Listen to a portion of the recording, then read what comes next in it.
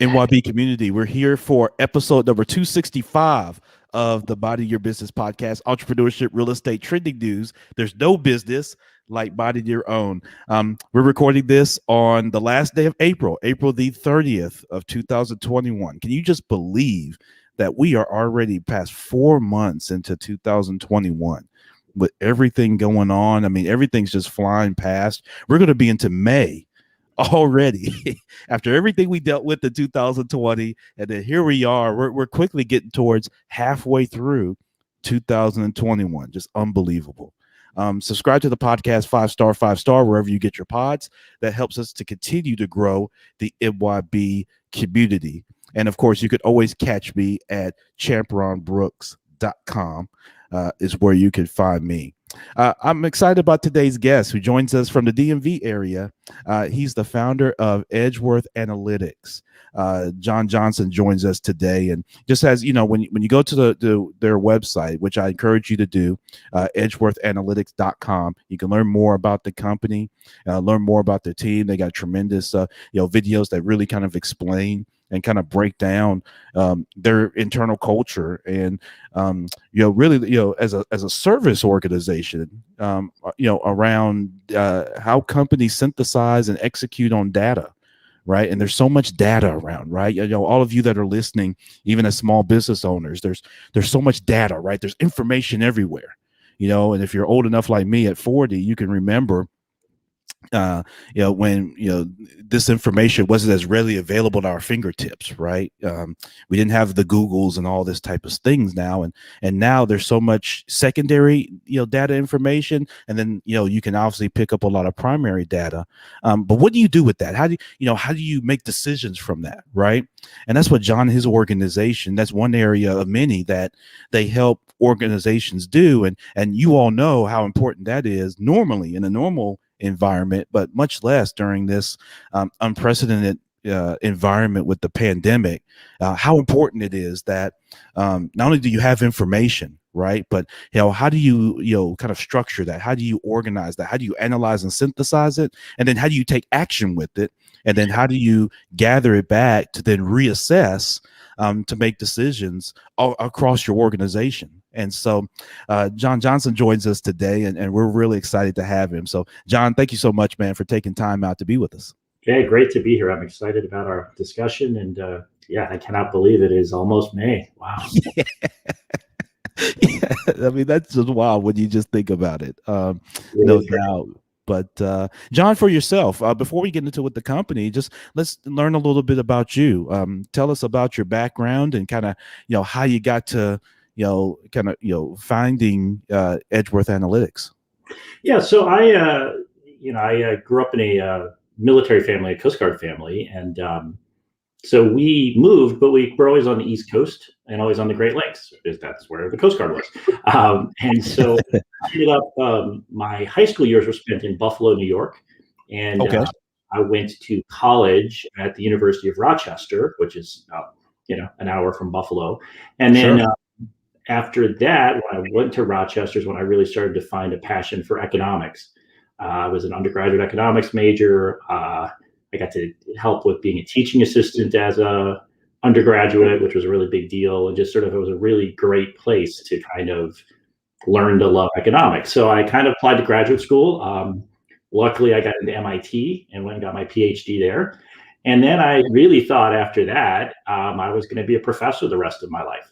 And so got a professorship at the University of Illinois in Champaign-Urbana, and was there about 2 years and was doing what I'm supposed to do, teaching and doing my research, but I just wanted to work on more practical issues. And I was kind of social, probably a little too social to be a professor. I had these really lines of students all the time, and some of my colleagues would ask, how are you getting such good teaching evaluations? Are you doing enough research by yourself? And so, right. but academia wasn't for me. So my wife and I and my brand new born daughter at the time, who's turning 21 this month. Oh, wow.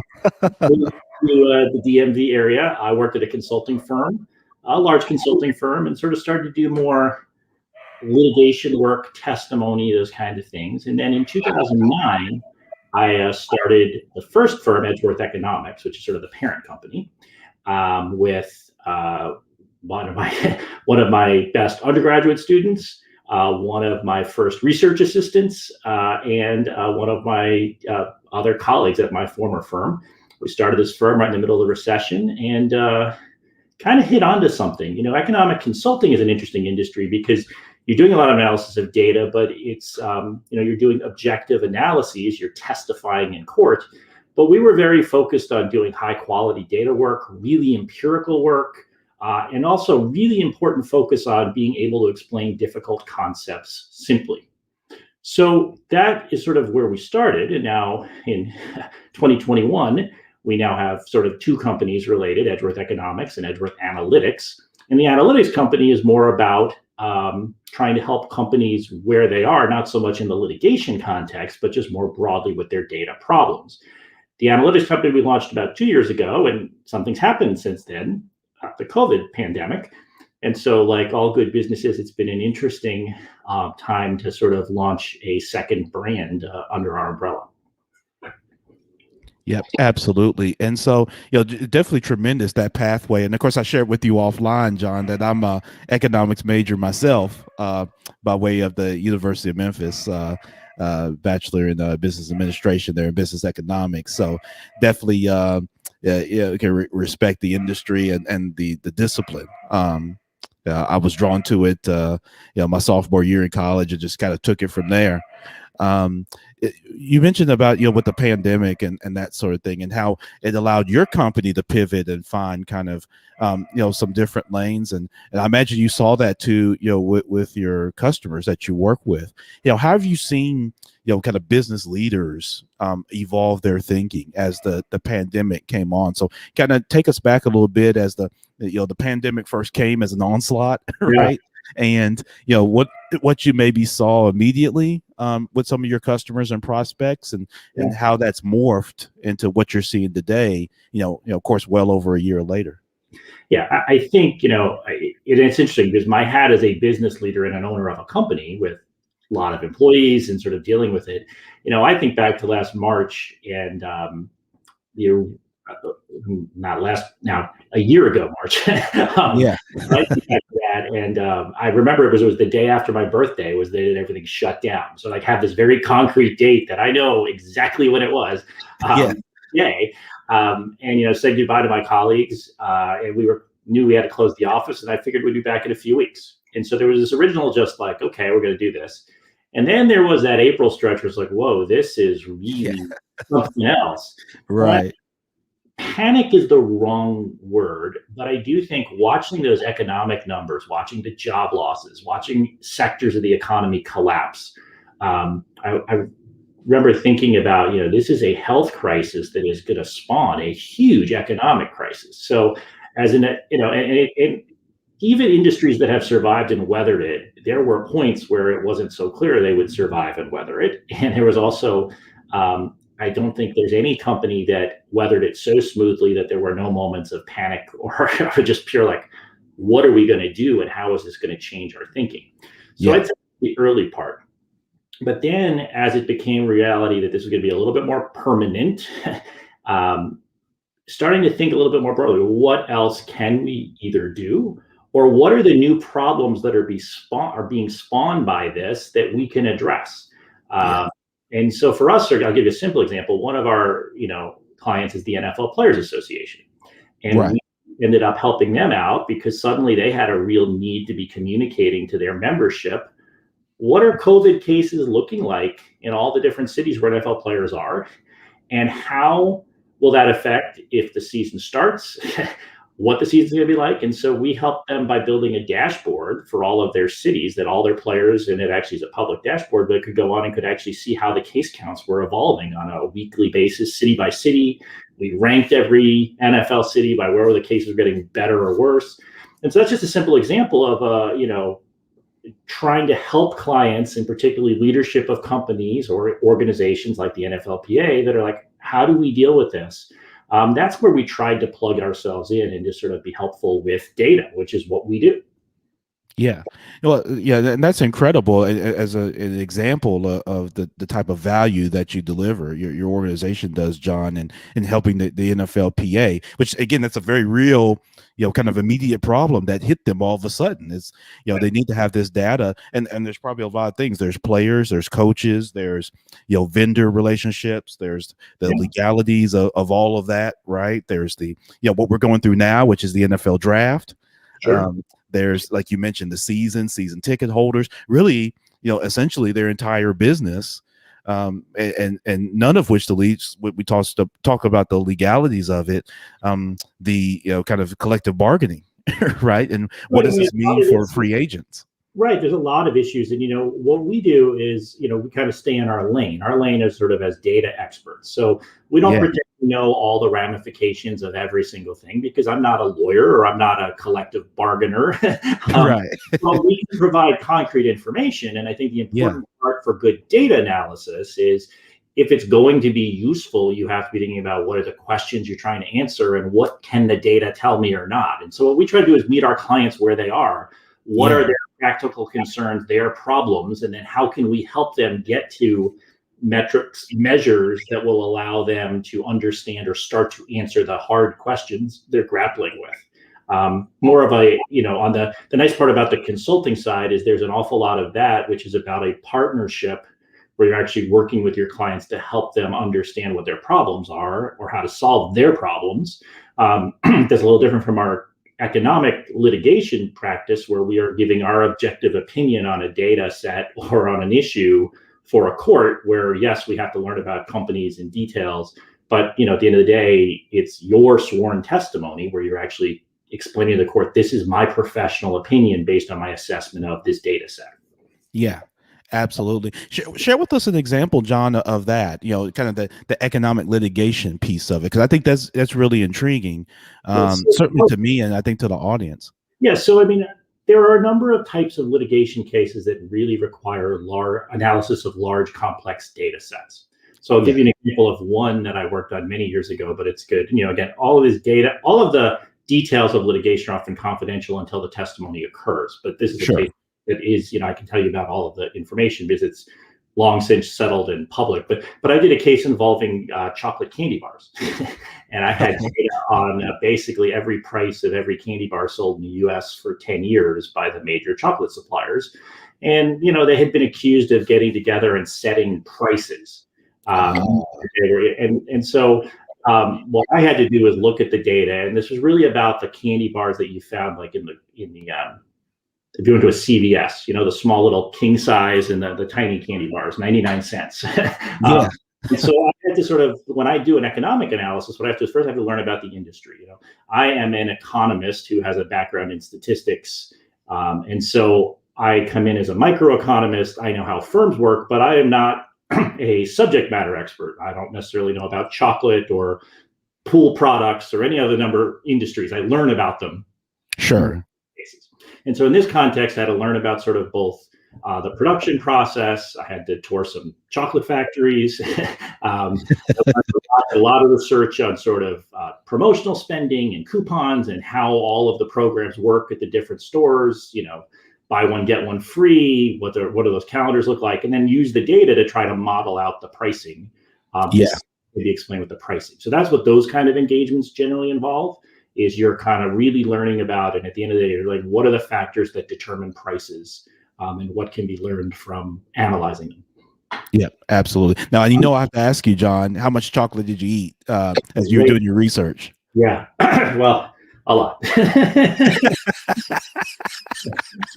I don't think I've recovered from that, but I still eat a lot of stuff. Yeah, it's kind of interesting though because you do learn in the economic consulting part, the litigation part. I learned about a lot of random industries. Sure. I can't go to the grocery store and not have a story in every aisle, it seems. Yeah, So, exactly. I mean, that's one of the neat parts about all consulting, I think, is that you do get exposed to many different things. You get to really learn a lot. And again, for me, what I love, and part of, again, I left academia because I wanted to work in practical problems. And so now in this world, I get to basically get really unique data sets, learn about really interesting industries, and apply my skills to that. That's what's so fun for me. Yeah. Absolutely. No, thank you for sharing that so much, John. And, with your company, with your organization, talk to us a little bit about how, that grew and, kind of, how you started and how you were able to, kind of facilitate its growth, Yeah. through, hiring employees and, going through the whole kind of scaling piece. It's a it's an interesting and constantly evolving challenge. When we started, there were six of us. I think today we're probably around 75 or Wow. roughly. And we've actually at different times been a little larger than that. There's sort of a little bit of up and down. We're a pretty scalable business in that sense. But Yeah. really, the process of building it was interesting in terms of when we started. I had a vision that we could do the business side better than our competitors. And I really always, from the beginning, that teacher part of me wanted to focus on making it's almost like building a sports team. You wanted to build a deeper bench of experts and consultants that could really do this. So we always prided ourselves on sort of being both very rigorous with our work, that teacher piece, being able to explain the complex simple, that's on sort of the professional side. But then also with our employees, creating an environment where there were lots of opportunities for people to take on as much as they wanted to. Sure. Trying to find talent and have a really good recruiting program so that we could be a great place to work and a desirable place to be. So over time, with just it is one of those cases where it starts to take off, where you have success in one case that leads to another case. You have a reputation, people start to call you, other people start to get calls, the firm gets known a little better. I mean, it really is kind of that. Yeah. There's a lot of reputation building and performance that leads to more work. And then Sure. also always been aggressive, and marketing is a little different in our space. It's not sending out a million spam emails. It really Right. is about talking about thought leadership and substantive contributions. So it's a combination of things, but even to this day, 11, 12 years in, we are constantly thinking about, really, and I come back to that sports team analogy, we're always trying to build our team, get the right pipeline of young talent, of experienced talent, of like-minded people that share the cultural values, and that cultural piece you cannot replace. So you Absolutely. have to be pretty crystal clear. And I've learned over the years, and I've never bent with the culture. Like, the culture has always been non-negotiable, but I maybe have come to appreciate how non-negotiable is not enough. You actually need full buy-in. Like, you can't have people that just tolerate it. You need people Right. fully committed to, I am trying to build a world-class organization that requires quality. There's a way we treat our employees. There's a way we treat our clients. There's an expectation that you're building another generation. Those are things that are just not negotiable. So if you want to build a company, whatever around the value set, the culture set you build, that is critical. And I think that's been the biggest lesson I've learned over and over and over as a owner of a company. Yeah, absolutely. No, you touched on many things from the organizational culture piece of it, John, that, those being non-negotiable. And I really like what you said that I think could resonate uh, for anyone, whether you started your business today or if you've been in business 100 years, is that that buy-in from those that are involved. That buy-in is so critical versus tolerating. I really kind of took that as a mental note, because I think about my time in banking, where I was a banker for 17 years, leading organizations or departments within organizations, and how there's a big difference, right, between those that are with you and in your organization that are really just tolerating the culture, or just kind of tolerating that because of whatever their intrinsic or extrinsic motivations are, Right. versus that buy-in that they've really committed, right, to that culture, and feel a part of it, and feel somewhat, not to say obligated, but they feel a kind of a deep-rooted connection that they contribute to the culture. I think about vested, right? You want them vested in the, Yes. like that. I think that's a good word for it, because Yeah. look, I've also had to learn over the years that when you're running a company and you're doing a million things and you're worried about just all the things you do, it's really easy to let some of the hallmarks fall apart, like communication, right? You Yes. have to constantly focus on communicating your vision. If you're not communicating your vision, if you're not out there sort of explaining, holes get filled in because people imagine things. I mean, one of the weirdest things to me when I became the big boss was wow, everything I say gets taken pretty seriously. Yes, Yeah, you gotta really that's think true. about it, right? And so, but that also means things you don't say can get taken really seriously too, Very right? true. You have to be just very committed to sort of, I have a clear vision. And I think that's why I started a firm. That was the whole point, is I had a vision. Now, I'm at that stage where we're creating the legacy for the next generation. And now it's got to find other like-minded people that will also make and allow the vision to evolve and become their own as well. I mean, you don't get to hold it so much that it's only my vision, it's our vision. But you Yes. do need a degree of alignment that this is what we're about as an organization. This is how we're approaching this. And if you have that, I think that's really one of the keys to sort of building sustainable success. Yeah, absolutely. John Johnson, our guest today, one of the founders of Edgeworth Analytics. John, when you guys started, did you guys kind of bootstrap the business, or was there a pot of gold that was kind of sitting around that you guys could kind of tap in?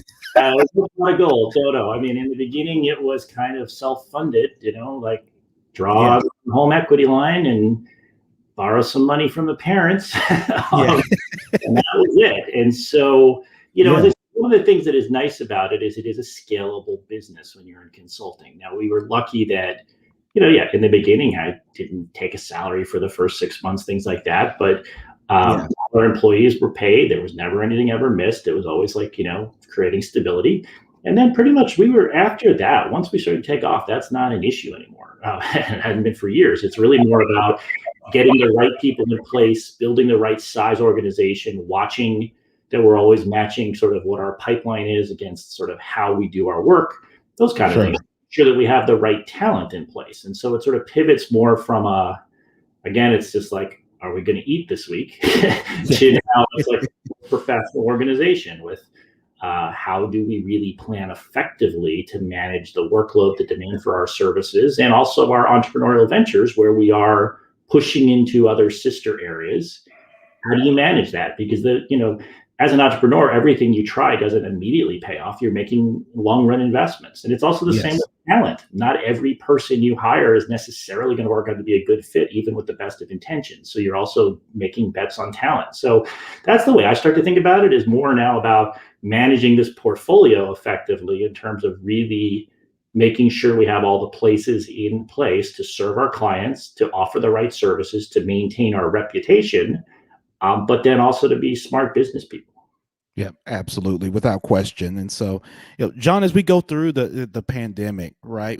What do you foresee that's going to be, opportunities for your customers, and then for your company, as Yeah. and you're following your company's following this data, right? I mean, there's I guess hundreds of thousands, if not millions, of people that are being vaccinated, now all the time. There's I guess some optimism around what that looks like and means for our country, but understanding, like you and I talked about a little bit offline, that there's going to be this new kind of reality that evolves, right? And Yeah. there's going to be different lessons that have been learned, and new opportunities created, and some industries are going to be continue to be impacted.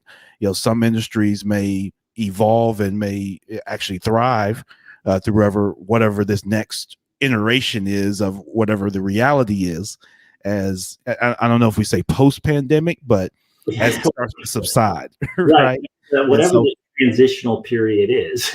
yeah, Yeah. Look, yes, first, the economic numbers are starting to really rebound. yeah, And so one thing that will be interesting is we may just have a very unprecedented stretch of, just like we had some really desperate economic terms, we may well see ourselves in a real booming, white hot economy for at least some length of time, which just creates all sorts of opportunity. Like just before, just if economic times are better, suddenly there's a lot more opportunities for a lot of different types of things. So that's sort of an sure, overarching issue, and I would hope for that for all of us, because that would be generally a great thing, I think. yeah, With respect to the COVID transition specifically, one thing that immediately comes to mind is we're going to have thousands of companies trying to figure out what to do as they get their employees back to work. yes, And now we've all had a lot of remote work. What does that mean for the future of work in terms of how people will work, hybrid work arrangements? How are companies going to measure performance if you have a hybrid part of your workforce is in an office, part is working remotely. How do you have to rethink, or what data do you even need to potentially think about in terms of managing a hybrid workforce? That's one area where I think there's probably going to be a lot of questions. People are going to be sort of grappling with, like, what does that mean? You know, just like the COVID situation brought about interesting opportunities with respect to sort of tracking those kind of things, I think now we're going to start to see a lot of different areas where it's just how a given industry is changed by this or not. And Sure. as companies grapple with, beyond the workforce, just what does the new economic reality mean to them? What are there processes, are there things they were doing before COVID that now will be different for whatever reason? So I think we're probably facing a period where a lot of the interesting questions are yet to be discovered. Sure. But as they come about, I always think a reliance on trying to answer questions with the best available data is an important tool for companies to try to utilize, because it just gives you more of a framework and a discipline to your thinking when you can rely on data versus simply trusting your gut instinct. Yeah, exactly. And there's that balance, kind of between those two. Absolutely, John. And so, as we kind of wrap up, this has been really tremendous. I've learned a ton about not only, yourself and the company's background, but, just the way that you all are able to, provide that value in terms of it. Something you said earlier, John, about, taking high level, data information and being able to articulate it in a fashion that allows the business owner, right, to be able to, again, make decisions like we've talked about. And I think that's something, I think you fill in the gap, quite frankly, that's, kind of somewhat always existed, that there's data, there's information. And then again, how do you extract that into a language, right, that allows, business owners to then, make decisions from, and like you mentioned earlier too, is understand what questions to ask. Right. To help even have a better knowledge of what problems they have in order to, again, make decisions on solving those. So definitely kudos to you and your organization for doing that. Thank you. Very proud of it. Yeah, absolutely. So how can people get in touch with your organization and Yeah. connect if this resonates with them, and they want to be able to kind of get engaged with you guys? Yeah, so the best place is edgeworthanalytics.com, our website, and I'd sort of point people particularly to our data blueprint program. We sort of have a really basic program. What I mean by that is something designed for small businesses, where you just want to talk to somebody about a data problem you have. You don't want to invest a fortune. You just want something that sort of, is there a framework? And so we have this sort of blueprint program where you can kind of talk to one of our data analysts, for a few hours and just kind of get a framework to help yourself. And so I point people to that because that's kind of the most accessible way. Again, and just reach out by the website. All of our contact info is there. I'll just point people there, but that's I think the best place to sort of engage us. And again, we're kind of creative, so you'd be surprised at the nature of problems we sometimes are called upon to think about. Yeah. Please reach out. We'd love to talk to you. Yep, absolutely. And the size of company that you typically work with, what would be kind of your swim lane? It's pretty, that's what's a little bit strange. I mean, we have cases and engagements with, billion-dollar entities. And then we have, again, small businesses, because, we started as a small business. So we're kind of committed to kind of making sure that lane is open as well. So yeah, it's a pretty varied, our client list is pretty varied.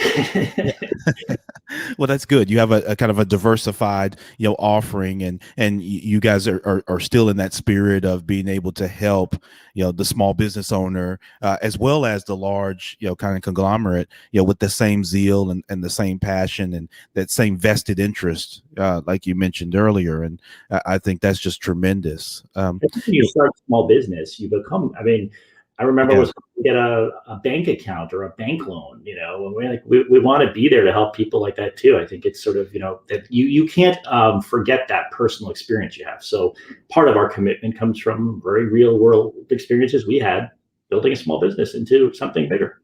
Yeah, Absolutely, without question, John. And so, yeah, what would be one or two things, John, as we're kind of wrapping up, that you would share for someone that's looking to start their business today, or maybe is experiencing some troubles or some Yeah. setbacks as maybe a result of the pandemic? What are maybe one or two things that you would say to that individual to help them be a little bit better and maybe Well, find some inspiration going forward? Well, look, it is a really hard choice to build a business. It's also one of the most rewarding things I could have ever imagined doing. I think being clear about what your idea is, being really clear about what you're committed to and why you're doing what you're doing is always helpful. If you have that sort of sense of like, I believe I have a better idea. I know I have this marketplace, this direction. I think that sort of helps with sort of focus. And then I think the other thing that is really important is if something's not working, knowing how to pivot and when to pivot. And that's not always easy, right? I mean, you're committed to one thing, but you do have to always be flexible and creative. And so I just would always say, just constantly be looking for what that next opportunity is, because sometimes it takes you in a slightly different direction, but that's actually the one that's going to, be the path to success. Yeah, absolutely. No, I love that, John. John Johnson's our guest today with Edgeworth Analytics. Make sure you go to edgeworthanalytics.com. That link is in the show notes, so you can go right there and communicate with the organization, and definitely let them know that you heard John right here on the Minding Your Business podcast. So, John, listen, I can't thank you enough, for taking time out to talk to the audience today. I think you've delivered just, tremendous gems and knowledge and insight that I think can help us all as we go forward. And I think there's some people that are listening to this that not only are they new to your organization in terms of learning about you, but maybe even to somewhat of the industry as to what you all provide, and maybe this inspires those in the future, younger people that may be listening to this podcast, get involved in your industry and maybe come work for you one day, or partner with your organization. And I think that's a great thing of what these dialogues tend to do, for us and for the community. So thank you so much. Oh, thank you. It's such a pleasure. What a great conversation. And thank you to you and all your listeners. I really appreciate the opportunity to talk to you all. Yep, absolutely. We appreciate that. John Johnson, again, our guest today, MYB community, Edgewater Analytics. Make sure you go to edgewateranalytics.com. As soon as you get done listening to the podcast, don't delay. Go ahead and go to the website. They got just a wealth of information there, very easy to navigate and easy for you to learn more about the organization and learn more about, again, how they help solve those complex problems. And definitely do that for us, okay? Listen, we're going to get out of here. This was episode 265. Thank you so much for listening. Thank you all for your support of the podcast as we continue to bring tremendous people like John and others in industries that sometimes you don't always hear from, right? That you get a chance to really relate to and really connect with. And so we want to continue to do that. Check me out again, champronbrooks.com. Check me out on Clubhouse as well. We have several different rooms for those of you that are on the Clubhouse app. Definitely check me out there at Champron. We host a myriad of different rooms and topics, and we have guests there as well. And that's a chance for you to engage live in some Q&A and some dialogues and get some questions answered. So definitely tap in with me there as well. 3 things that unite us all. No matter where we're from, no matter what side of the tracks you're from, or what side of the water or whatnot, or how you look in the mirror. 3 things unite us all. We all want to be a little bit better for ourselves, a little bit better for our families, and a little bit better for our communities. And if we can incorporate those 3 things as we engage each other, even through the midst of this pandemic, I think we all collectively can make this place just a little bit better. So keep that in mind. I wish you the very best. Go be great. Champion, the Minding Your Business podcast.